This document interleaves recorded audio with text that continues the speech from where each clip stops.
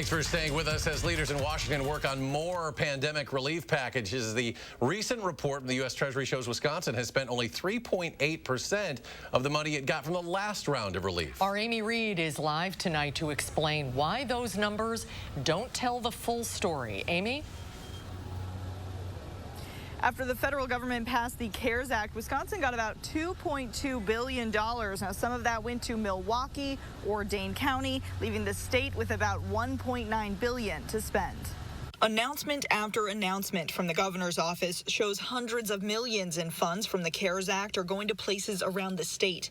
But according to a recent report from the U.S. Treasury Department, of the nearly $2 billion the state of Wisconsin got, only around $75 million had been spent through June 30th.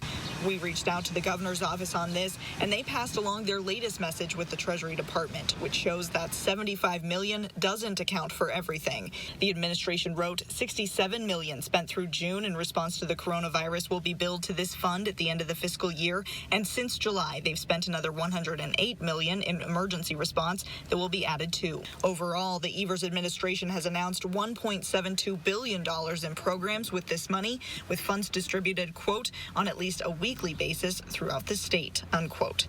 Some of those programs help hospitals make up lost revenue or help with rental assistance.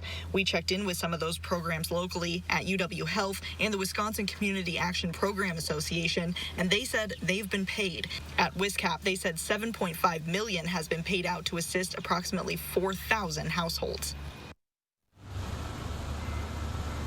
We aren't the only ones keeping track of this spending. The governor's office is sending quarterly reports to the Treasury Department's Inspector General, and the Legislative Fiscal Bureau is keeping track as well. Now, a challenge for tracking some of this money is that some of these programs have just finished taking applications, meaning the money is promised but hasn't been spent. By the way, there is about $230 million left to be allocated. We will continue to follow it. Amy Reed, live at the Capitol. Amy, thank you.